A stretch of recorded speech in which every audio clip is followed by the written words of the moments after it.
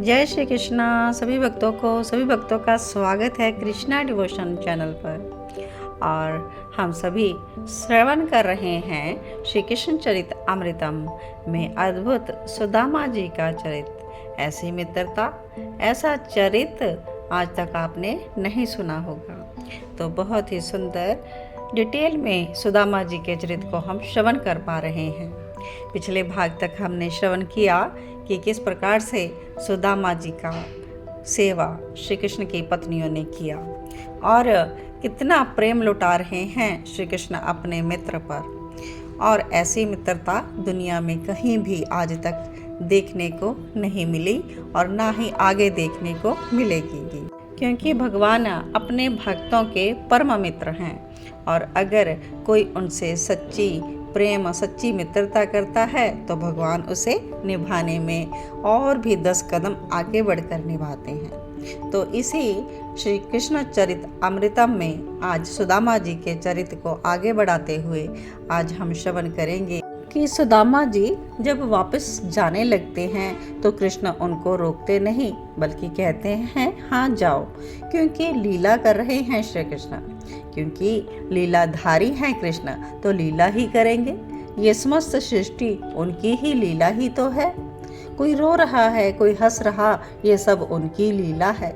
कहीं अकाल है तो कहीं अतिवृष्टि के कारण जीव त्राही कर उठा है, ये लीला ही तो है। तो आइए आज का भाग एपिसोड 316 हम श्रवण करेंगे, जब सुदामा जी को मार्ग में लूटा। श्री कृष्ण लीलाधारी हैं, उन्हें लीला करने की सूझी जब सुदामा द्वारका से अपने गांव के लिए चले।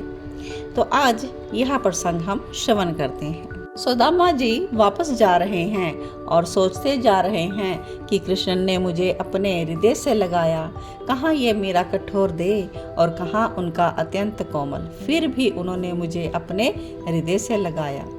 पर जिद्दी है, पहले की आदत अभी तक नहीं गई। उज्जैन में जैसा था ना, वैसा अब भी है।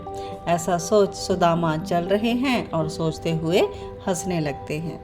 चलो 10 दिन रुका तो सही, अपने कृष्ण के साथ आनंद के साथ समय बीता क्या, समय तो भागा। बताओ 10 दिन भी ऐसे बीते जैसे 10 घड़ी के बराबर हों। अब सुदामा यह सोचते हुए एक वट वृक्ष के नीचे बैठ जाते हैं और कृष्ण के साथ बिताए अपना समय याद करके आनंद अनुभूति कर रहे हैं। और सोचते हुए सुदामा जी के नेत्रों से अश्रु भी आने लग जाते हैं। सोचते हैं कहाँ मैं दरिद्र, मैं कहाँ पापी और कहाँ वो पापों को हरने वाले श्री कृष्ण। सुदामा सोचते हुए रो पड़ते हैं, वो कहाँ श्री निकेतन और मैं कहाँ दरिद्री, परम दरिद्री। फिर भी उनकी करना तो देखो, मुझे अपनी बाहों में भर लिया। मेरी पत्नी सुशीला को कितने प्रेम से भाभी भाभी कहा। 56 भोग आरोगने वाले वो द्वारकाधीश मेरी पत्नी द्वारा दिए गए चूरे को उसने कितना प्रेम से खाया। अब तो सुदामा हिलकियों से रो पड़े और कहते हैं कि अब मुझे कुछ नहीं चाहिए, सब कुछ तो दे दिया तुमने मुझे द्वारिकानाथ। गले में पड़ी मोतियों की माला जो सुदामा को श्री कृष्ण ने ही पहनाई थी। सुदामा उस माला को देखते हैं। सुशीला को धन चाहिए था ना, वो इसलिए मुझे द्वारका के लिए भेजा था उसने। चलो ये मोती की माला मैं सुशीला को दे दूंगा, कहूँगा ये दिया है मेरे सखा ने, इसी को देकर चिवड़ा का कर्जा उतार ले, क्योंकि पड़ोस से मांग कर लाई थी वो चिवड़ा। फिर सुदामा का गले में हाथ जाता है तो और भी प्रसन्न हो जाते हैं। अरे ये हीरों की एक माला और मेरे गले में पड़ी है, मैंने तो मना किया था पर उसने अपनी माला उतार कर मेरे गले में पहना दी थी। चलो बालकों के लिए भी अन्न की व्यवस्था हो जाएगी इससे। सुदामा और भी खुश होते हैं। सुदामा सोचते हैं कि मैं तो ऐसा सोच रहा था कि कृष्ण चलते समय कुछ तो देगा, अपने लिए नहीं उसकी भाभी के लिए, क्योंकि उसी ने तो चिवड़ा की व्यवस्था करके मुझे भेजा था, पर चलते समय कुछ दिया नहीं। अब यह सोचते हुए सुदामा उठ गए वहाँ से और सोचते हुए वापस फिर जाने लगे। और देखते हैं कि ये पीताम्बरी पहनी हुई है। सुदामा अपनी पहनी पीताम्बरी को देखकर प्रसन्न होते हैं। सुशीला को यही दे दूंगा, कहूँगा तू बालकों के लिए इससे बस्तर बनवा ले, बालक भी खुश हो जाएंगे। मुझे तो अपनी वही फटी धोती और लंगोटी ही अच्छी लगती है। अब तो सुदामा को लगा कि मेरे पास है कुछ न कुछ देने को, तो सुदामा शीघ्र तेज चाल से चलने लगा, क्योंकि इन्हें अपने गांव शीघ्र पहुंचना था। पर चलते चलते सुदामा एकाएक रुक गए।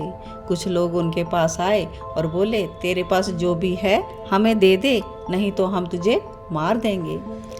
उन काले काले जंगल में रहने वाले भीलों ने सुदामा को घेर लिया था। सुदामा तो कांपने लगा। तुझे हम कुछ नहीं करेंगे, जो तेरे पास है वो हमें दे दे। अब भीलों का सरदार ये कहने लगा। सुदामा उन भीलों को क्या कहते, उनके नुकीले भालों को देखकर डर गए थे। मेरे पास तो बस यही है, मोतियों की माला, हीरों का कंठहार। दुखी मन से सुदामा ने ये दे दिया। धन के प्रति कोई आकर्षण नहीं है सुदामा के मन में, बस सुशीला का कर्जा और फिर सख्या के द्वारा दिया गया उपहार ही तो था ये। अब कुछ नहीं है मेरे पास, सुदामा ने ये कह दिया।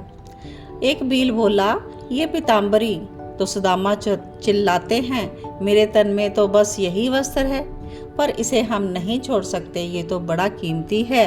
तो भीलों ने जबरदस्ती उस पीताम्बर वस्त्र को भी छीन लिया। सुदामा की क्या चलती उन बेचारे भीलों के सामने। लंगोटी के ऊपर वृक्ष की छाल बांध ली सुदामा ने, और अब अपने गांव की ओर बढ़ चले। अब तो सुदामा सोचने लगे, तूने ये क्यों किया कृष्ण? नहीं पूछूंगा, क्यों पूछूं? तू तो मेरा सखा है, मेरे हित की ही तूने कुछ सोची होगी। सुदामा कहते हैं, नहीं नहीं, हित की तो मैं सोचता हूँ, तू तो परम हित की सोचता है। ये सोचकर सुदामा जोर से हंसने लगे। यानी श्री कृष्ण ने ऐसा खेल खेला, ऐसी लीला रची कि सुदामा को जो कुछ दिया भी था वह मार्ग में लुटेरे ले गए। अब सुदामा का देखो कितना प्रेम है। वह कहता है कि मेरे मित्र ने कुछ अच्छा ही सोचा होगा, लेकिन कहता है नहीं, अच्छा नहीं, यानी परम हित सोचा होगा, बहुत ही अच्छा मेरा सोचा होगा जो ऐसा हुआ। तो इतना गहरा प्रेम है सुदामा को भगवान श्री कृष्ण के प्रति। अब भगवान आगे क्या लीला करते हैं यह हम नेक्स्ट एपिसोड में श्रवण करेंगे, क्योंकि आज का भाग लेंथी हो जाएगा, तो कल के भाग में इसके आगे की कथा हम श्रवण करेंगे। सभी को जय श्री कृष्णा, जय जय श्री राधे श्याम, सबको मिले श्री वृंदावन धाम।